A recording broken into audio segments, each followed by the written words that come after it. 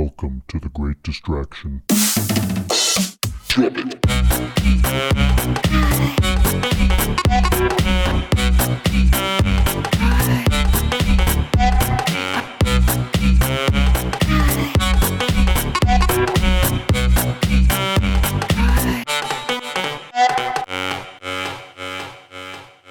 What's up, everyone? This is the Great Distraction, and we've had a number of listeners write in or contact us otherwise and ask why we haven't done an About Me episode.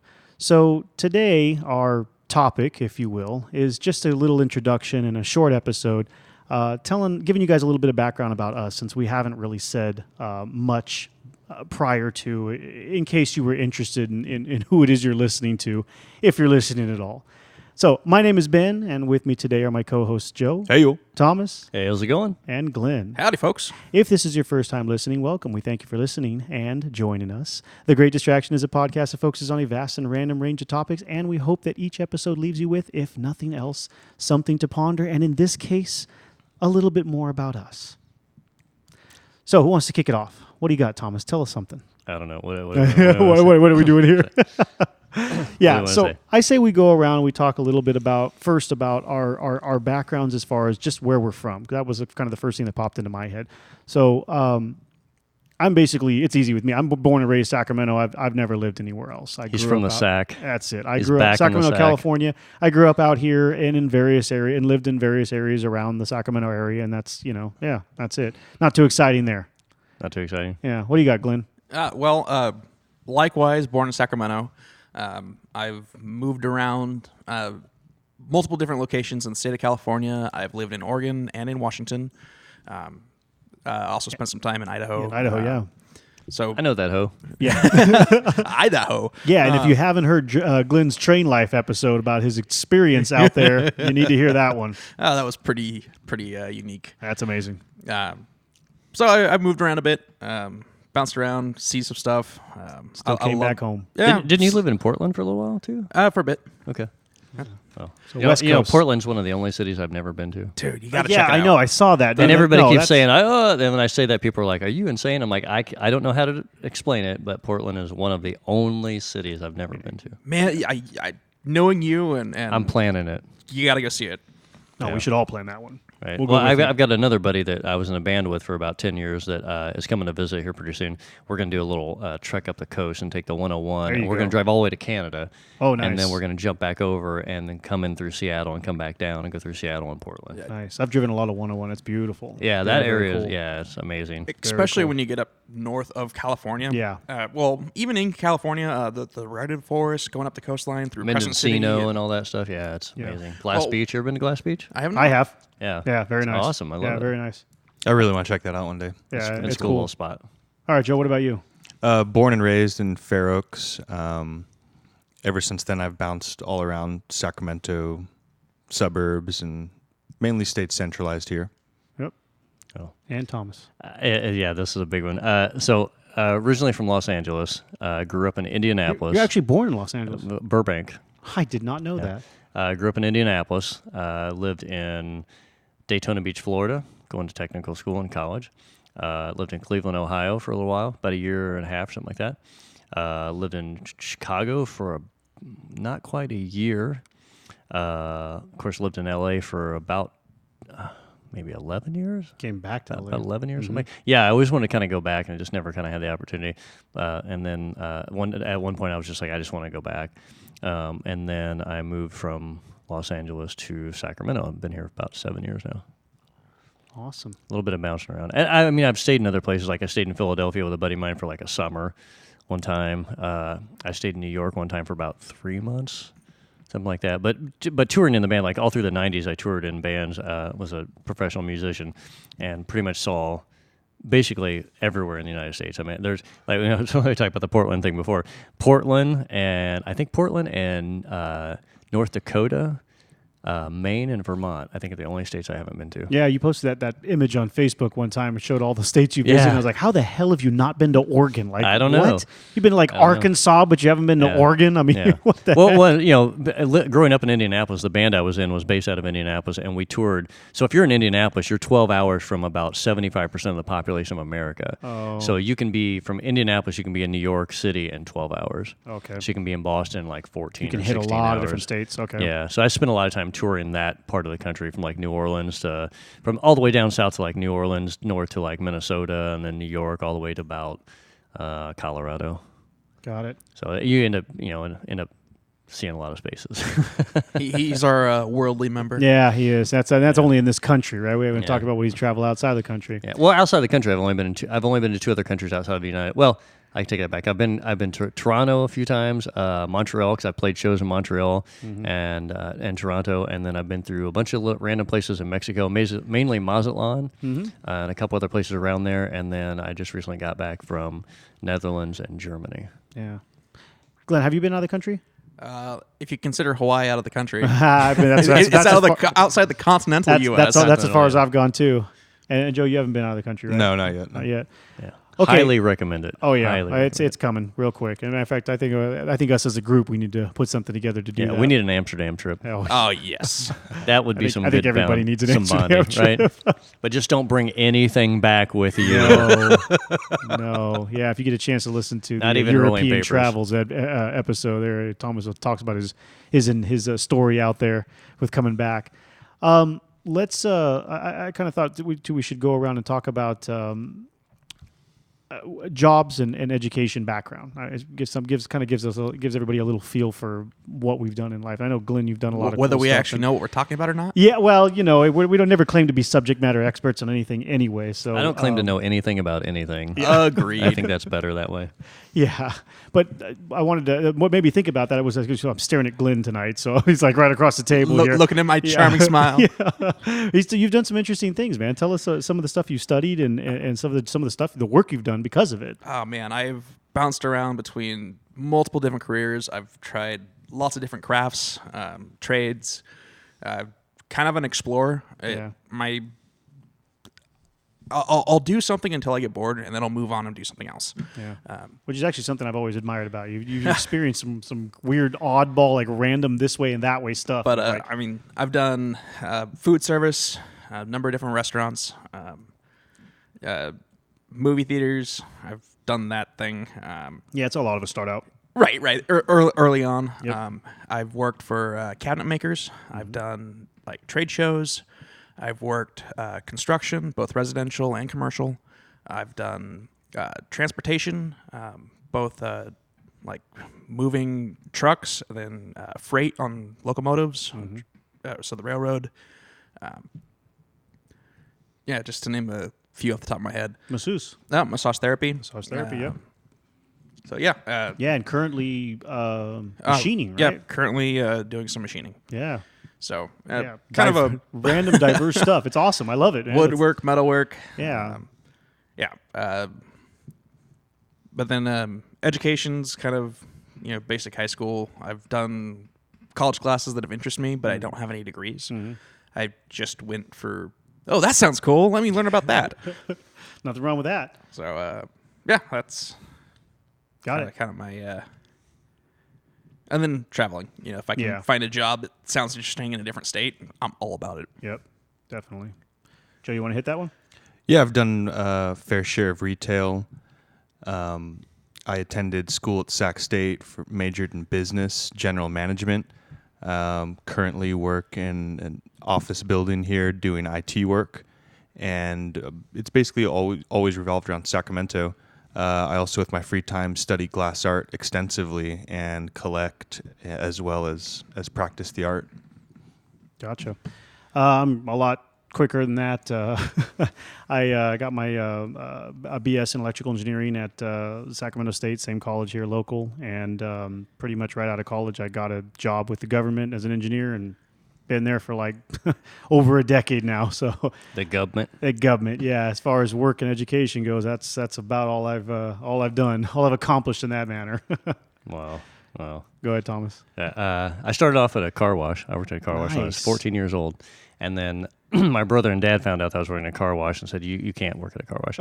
And so they got me a job working in a machine shop. And so I pushed the broom in the machine shop and learned a lot of the tools and stuff like that. And that was my introduction into welding and fabrication. I worked there all through high school. I wasn't sure if I wanted to do it, and then I ended up applying for a trade school in Daytona Beach, Florida.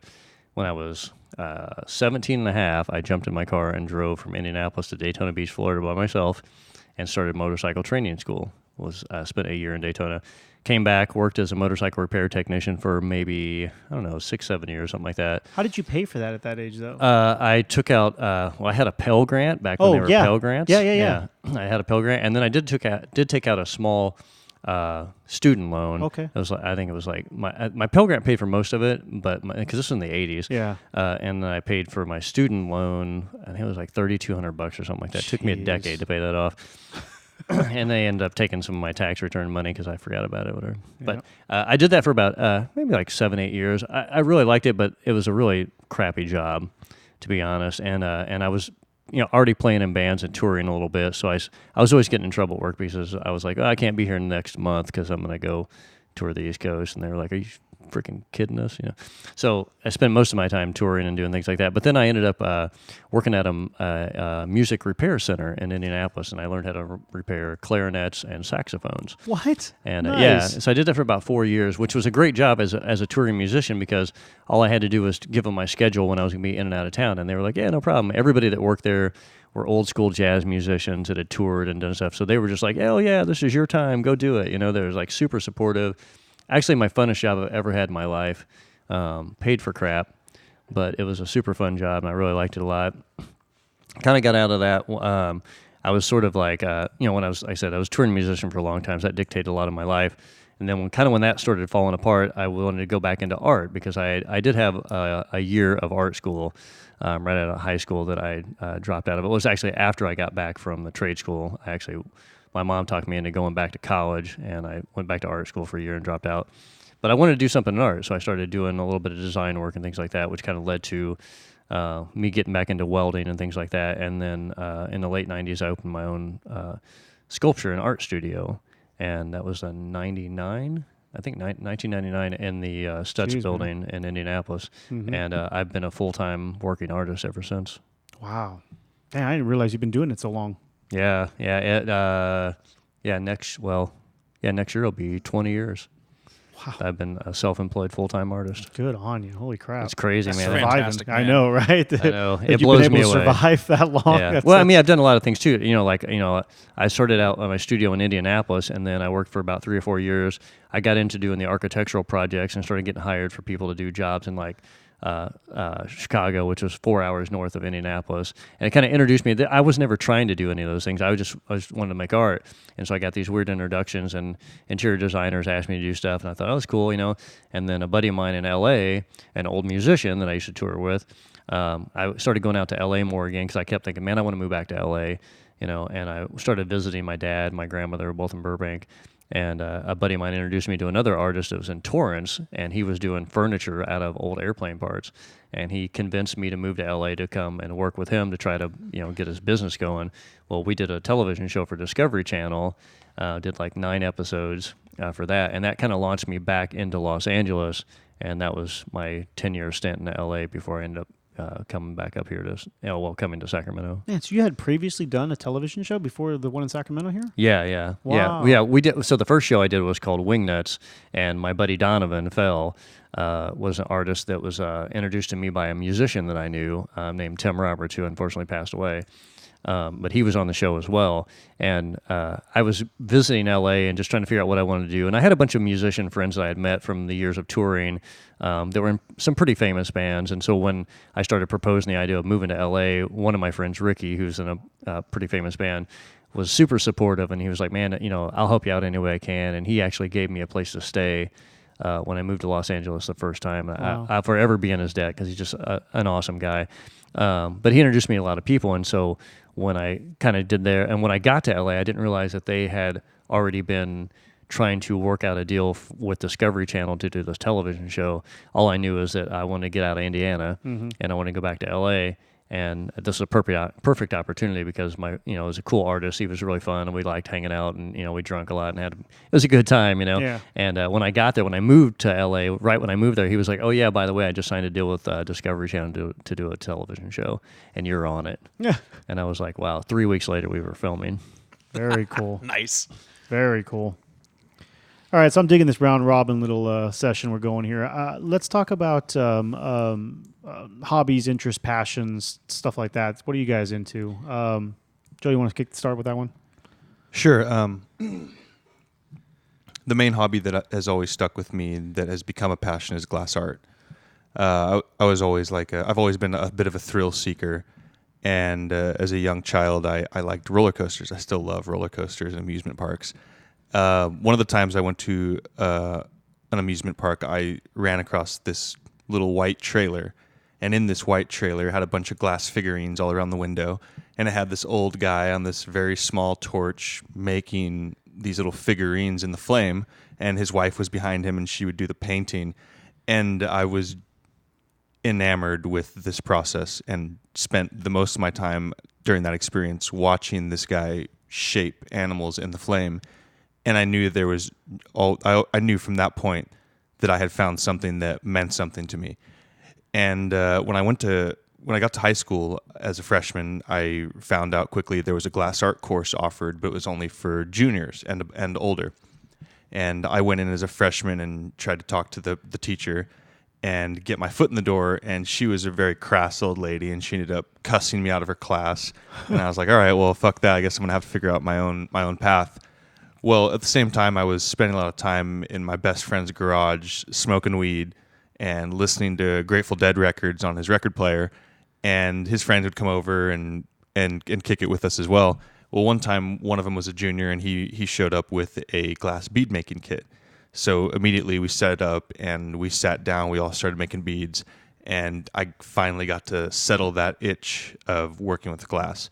And since then, it's never let go. It's sunk its claws deeper and deeper into my psyche and my, why I'm here as a human being.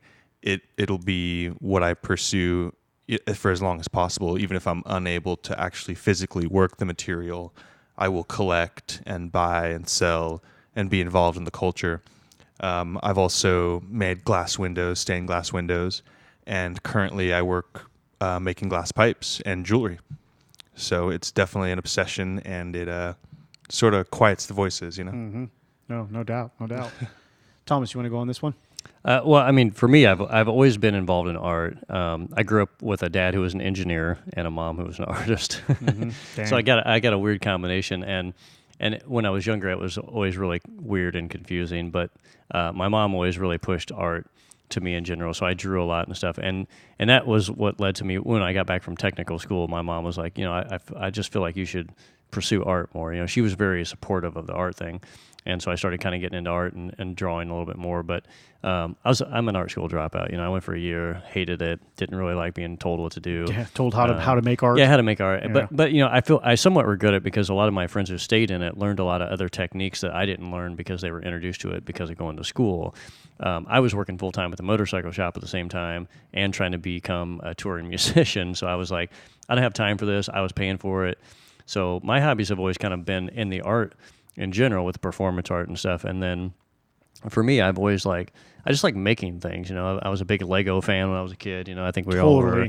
Oh yeah, me too. And it's just like I like making things. I like work with my hands and having my dad was a mechanical engineer, and he did like chassis development for IndyCar stuff.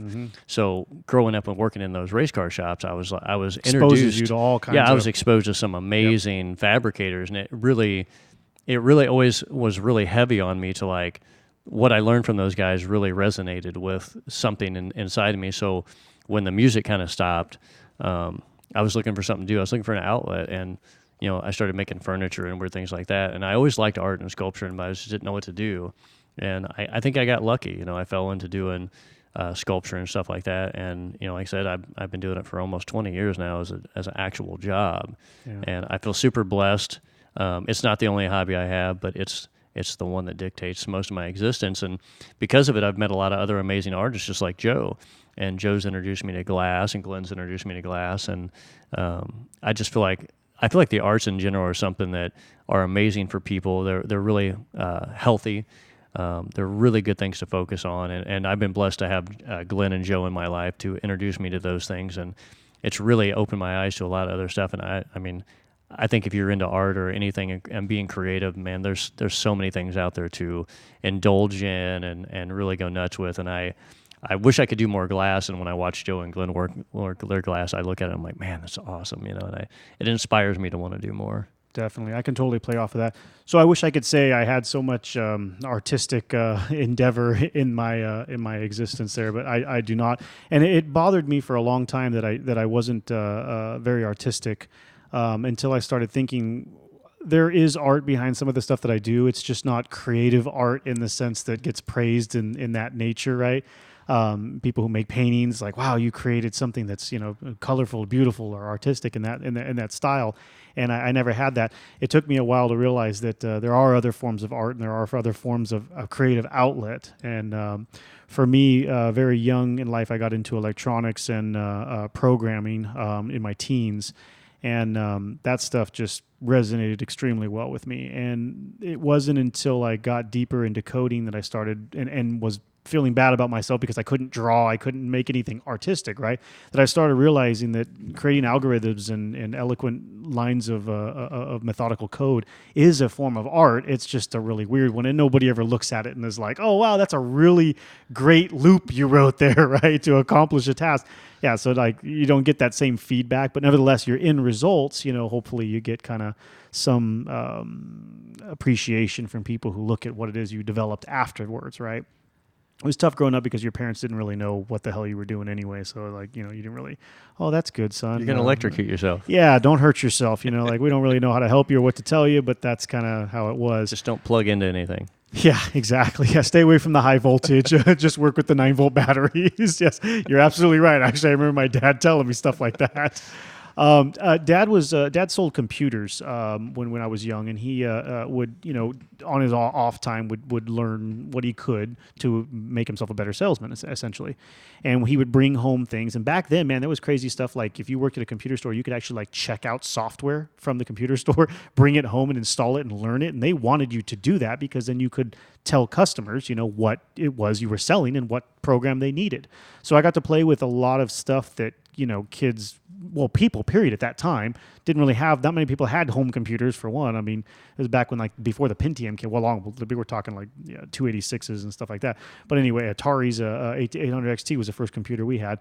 And it was, at that time, it was really cool because whatever he brought home, I got to play with and kind of sitting on Dad's lap type thing. And that's how I got exposed to all of that. So that led me into electronics at a young age and the programming. And since then, most of my hobbies surround, before there was a maker term, long before there was a maker term, I guess that's what I was all along, right? A tinkerer. A tinkerer. Yeah, we used to call them tinkerers. Now we're a maker because that company out of San Francisco coined a term and has now promoted the hell out of it. And so now there's a maker movement, which is funny because that whole term literally is a company that made that name. Kind of like Kleenex or not Kleenex. They're tissues. Right. People call them Kleenex. Yeah, Band-Aid. There's no such thing as a maker. It is a company called Maker that has created this movement and become so successful off of this coined term. But anyway, regardless of that, I'm very into things that are hand constructed.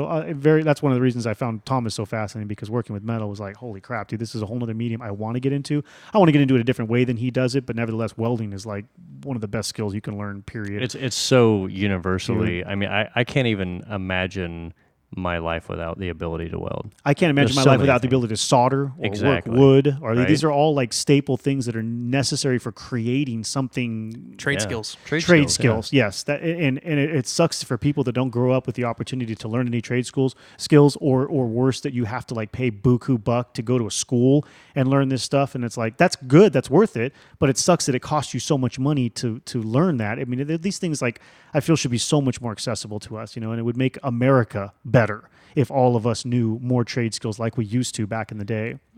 So for me, woodworking. I'm very into guns. I'm hoping as I continue moving forward the next I don't know 5 to 10 years, I want to get into 3D printing, laser machining work, and most importantly, metal machinery. That's kind of the direction I'm hoping to head in as far as that goes. But yeah, So I've always been an artist since I was little kid. Finger painting in school to sketching. The first comic books I ever got, I spent time going through those comic books and redrawing all the scenes. nice. Awesome. Wow. So art has always been really important to me. And at the same time, when I got a new toy, I'd have to unscrew it, pull it Hell apart, yeah. Oh yeah, me too. totally dismantle everything I Me could too. and put it back Yep. together. Do you still draw? Oh, of Sorry, course. You do? Oh, yeah. Oh, dang. I didn't know Yeah, that. Glenn Okay. is an amazing I sketch did not know artist. that. Yeah. Man, I haven't seen you. Okay. I don't bring my sketchbook around much, but Wow. I draw. But I had an experience that's amazingly similar to Joe's. When I was in junior high, well, no, I'm sorry, this was high school. Had a girlfriend. We went to Marine World. Nice. Marine World. There Haven't was thought a of that in guy a long time. set up in a white trailer making glass roses. Wouldn't it be funny? It was the same guy. It probably was. Listening to this, I mean, we're He was both. probably like traveling our area, right? It very Right. well could have been. So but- there was an regional. artist. and you guys are the same age, kind of, or pretty close. much. So I was watching this guy make glass roses, and I sat there for probably 45 minutes and just watched him work, and had that thought that was like, I want to try this. And time went by. I didn't have it wasn't taught at my school or anything like that. But just out of high school, I met up with Joe and I had a mutual friend. He met him, and he's like, "Hey, what do you think about this?" And I'm like, "I'm fascinated." And he taught me, or gave me the opportunity to get my hands on the glass, and it's been a changing factor in my life. I found a medium that I resonate with, and so fortunate to run into an individual with that passion that allowed me to branch into that Explore it. field. Yeah, and feed more off of it. Hell yeah, dude. So that was pretty awesome. Thank you. I really appreciate that, man. It's definitely a very rewarding art. For people who out there listening who don't have hobbies or don't practice music or anything like that, I mean, it's a lot like speaking a different language. And once you become fluent in it, you can create something that is beautiful and eye-catching. And literally one of my favorite things about working with glass and doing artwork is presenting it to others and hearing what they have to say about it. Because everybody sees something differently when they look at a piece. And just to hear their ideas, it feeds my fire. It's like fuel for it, because they present ideas that I had never thought of, and then I start to incorporate that into my work, and it's a very rewarding experience. Much like I imagine a musician creating music for people to appreciate. Yeah, and for me, working with a lot of different random mediums, I did a little bit of stained glass for a while, and an architectural project I did in Chicago, there was a family who had hired me to do their metalwork, a glass artist, and a woodworker. And the woodworker was my buddy that got me on the job. But that was one of my first introductions to glass. And he did like really traditional like lead cane stained glass stuff.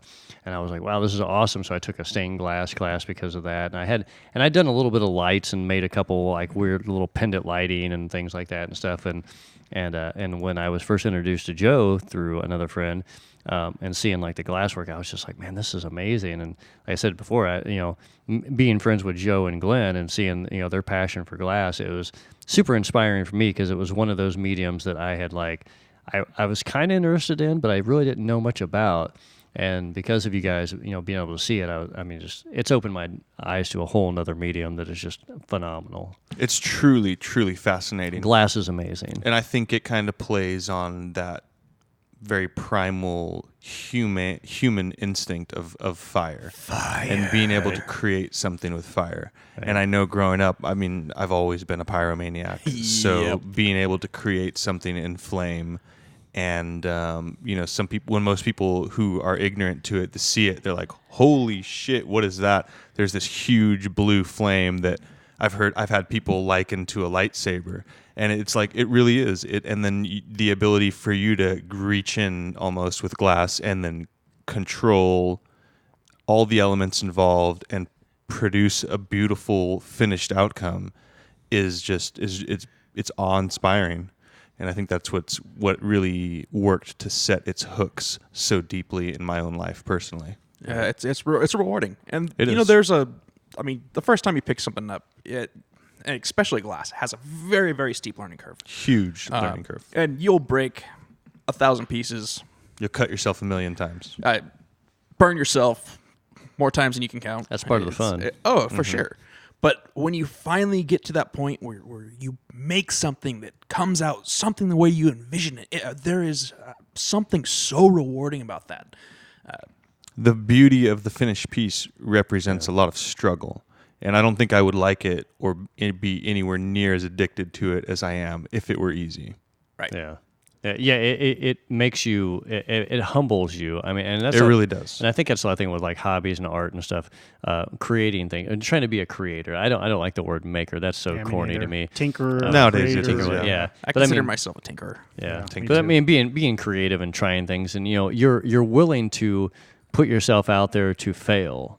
And I think that's a lot of thing about artists. I think artists get a lot of weird names, but you got to remember too, a lot of artists are very willing to fail. And I think that's something that is very important to teach children. That's one of the reasons we constantly have conversations about how upset we are about how music and art are being removed from schools and just funding and everything. But it's a way, when you're early development and you're learning an art or something, it'll humble you and it'll teach you patience.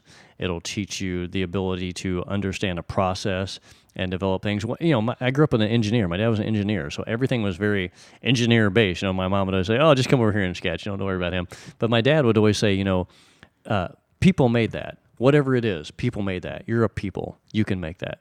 You can do that. It's just steps. That's right. So I learned growing up from my dad that everything that you do is just steps. No matter what it is, you make a watch, you build a bridge, whatever it is, everything is steps. So you need to enjoy the process, which is one of the things that's awesome about glass, is about the process, and metalwork too.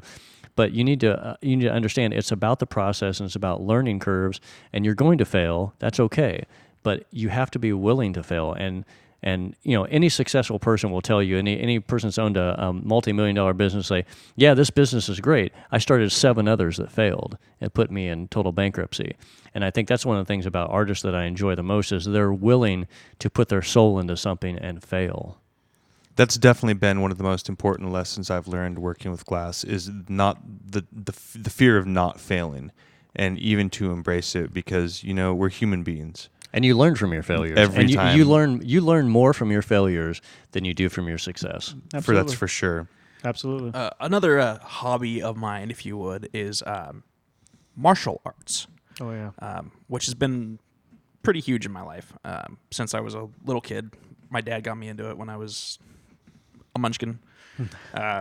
But your dad was into martial arts too, right? Yes. Okay. Yeah. My dad is a martial artist. Yeah. And I think it's funny how sometimes, like, what your parents do, sometimes like, when I was a kid and my dad was into welding and making stuff, I was like, I rejected it really hard at certain points in my life. And then as I got a little older, I was like, this is kind of who I am. Hey, man, when I was 5, I beat up an 8-year-old. So That's all you needed right there. I Gotcha. solidified that in your right. mind. Just And he was a fan. All righty. You guys, anybody else wanted to add anything else? We're good? No, I think we're good on Okay, excellent. All right, so I wanted to, in this episode, talking about, or this introduction, if you will, just kind of briefly going over real quick how this podcast came to be, if anyone was interested for whatever reason. So I was playing off of what these guys were saying and what I mentioned earlier. I was looking for a creative outlet, something I could send out into the ether and see if I was worth anything as far as a creative mindset goes. And I had kicked around a number of things. I originally wanted to do YouTube videos along what is now the maker movement stuff. Such a super saturated market and a lot of work to make videos. Not to discourage anybody from doing YouTube stuff, but man, you really got to up that production value and put a lot of time into editing and capturing. It's a lot of work. It is a lot of work. And the I've equipment. done short videos for things, and Yeah. I'm blown away at how much work it was. That's right. Even and if you want to make it look professional, if you want to just grab Yeah. a cell phone and shoot something, yeah, okay. But it looks like you just grabbed a cell phone and shot about Right. something, and a lot of money in equipment too. So you got to configure that, or consider that for your startup. I kicked around various other things, like I'm really into EDM music and that whole EDM scene. So I was kind of like, man, maybe I should get into DJing and try my hand at making my own music. I don't know. I don't know enough about the music industry to play with that. So I kind of shied away from that.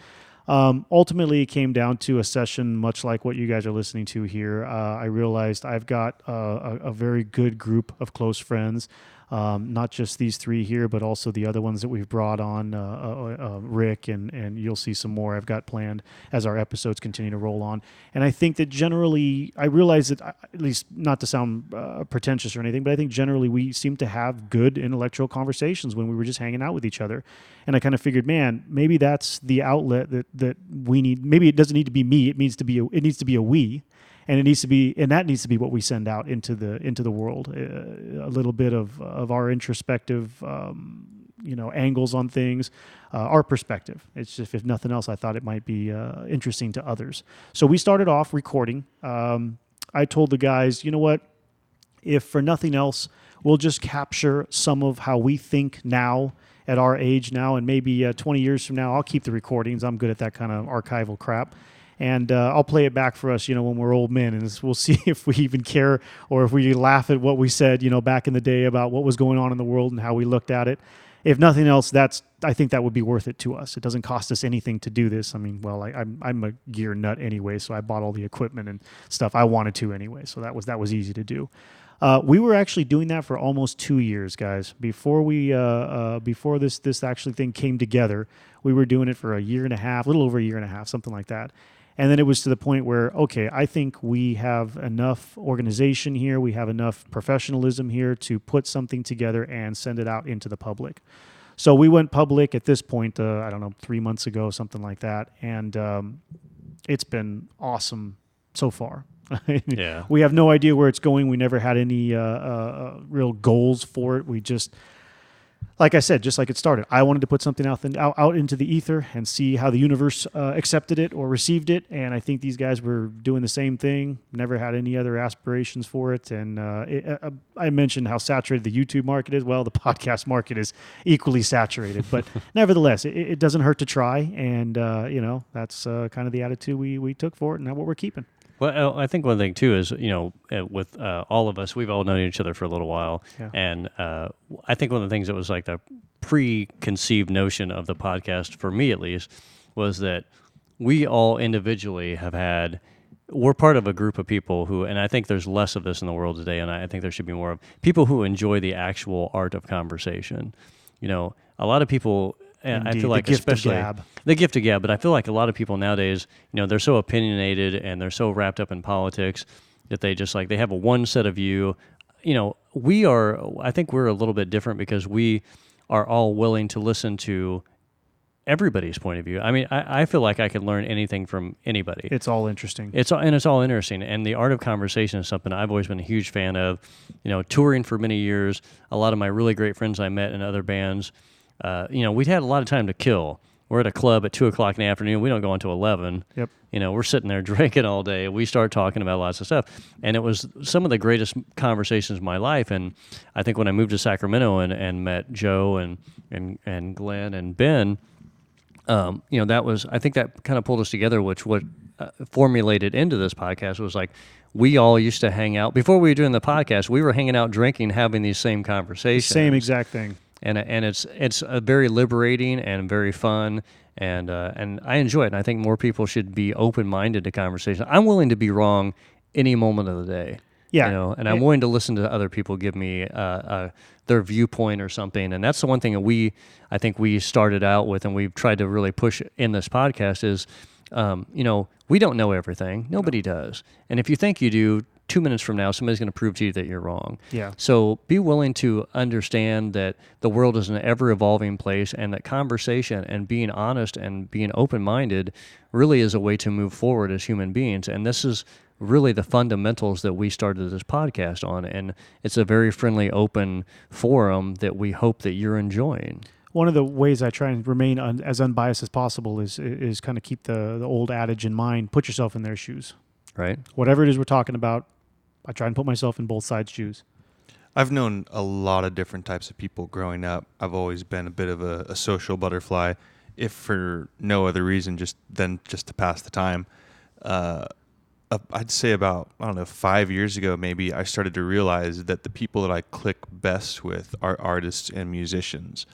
If for nothing else, just the idea that you can present a problem or idea to another artistic mind and basically bounce it off them, and the input that they give you, stems from their journey through life, studying their own medium, but the impact it can have on you and what it can bring to the table is a wealth of knowledge. And whereas I never really found that previously, just shooting the shit with friends in high school, like I clicked with them, but never had in-depth conversations where their years of focused experiences could shed a whole new light on a struggle that I've been facing repeatedly and slamming my head against the wall, and getting that little bit of enlightenment that their studies has brought to them. So it's really been worth its weight in gold to surround myself with like-minded people. And I think that's a piece of advice I could give to anybody. Find the people who feed you in that manner and pursue that.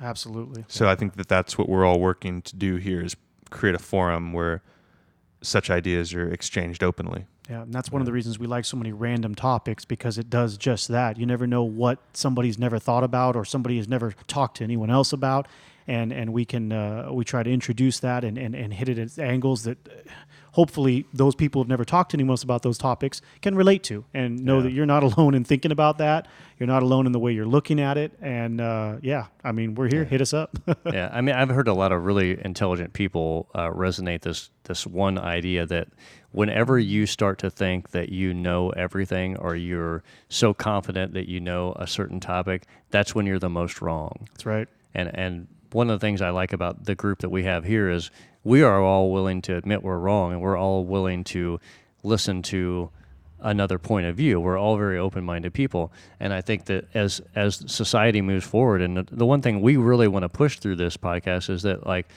you can have a great conversation with anybody, but just remember, none of us know everything. No. We're not, if you think you're so smart, well, then go cure cancer. Yeah. So if you're not doing that, then maybe you're just like the rest of us, and maybe you should deserve the opportunity to listen to other opinions and be willing to accept things and just be humble. I'm sorry, go ahead. No, I was just going to say, one of my favorite things is to experience somebody that can change my mind. Yeah. When I develop we all have our opinions, we all have our preconceived notions, but one of the things that I really enjoy is picking somebody's mind. I'll go have religious debates with somebody, or like when somebody knocks on my door and wants to sell me their... Well, with people who can at least handle their shit and keep themselves calm. Yes, I do that same thing. If somebody's going to get irate, then the conversation's over. It ruins it, yeah. If you're not actually having a conversation, if you're just spitting something at somebody, it's not a conversation. You're just regurgitating. It's not an intellectual debate. So, actual conversation. If you want to have a theological conversation with me, I love it. Change my mind. Convince me. I will present you my ideas and see how you feel about that. But let's talk. The way we learn is by communicating, by talking, by bouncing things back and forth, and that activity that. I love it. Let me add to that. In the science community, whether you study physical or life sciences, whatever, it's a very common conception that gets promoted is the more you know you don't know. And that, like playing off of what Thomas was saying, if you aren't to that point where you've accepted that everything you learn, it should only open more doors and show you how infinite every single facet and aspect of life is. Everything you've learned should only teach you one thing, is you don't know anything. And there's so much more to learn. And you should never hit that point where you feel like you know everything about anything. And there's no way to do that. There's just no way to do it. There is no way to know everything. There is no way to know even a majority of it. The rabbit holes are infinitely deep. Yeah, and I think the one thing with the podcast is kind of nice, and I've heard this phrase minorly, and I really like using it, long conversation. Yeah. You know, willing to put in the time to communicate with people and convey ideas and actually listen to each other. I mean, I think it's something everybody should do. We can't solve problems if we're so steadfast in our beliefs that we're unwilling to bend or listen to any other options. Yep. That's why keeping groups of friends like this, groups of people around like this, is very, very good, because you can bounce something off their wall and see what they come back with. And like, damn, I didn't think about that. Right. That's why it's worth. You can learn something from anybody. That's it. All right, guys, we're going to, well, it was supposed to be shorter than that, but we're going to cut it off here. Everyone, thank you very much for listening, and we hope you keep doing so. Show notes and other info can be found at our website, greatdistraction.com.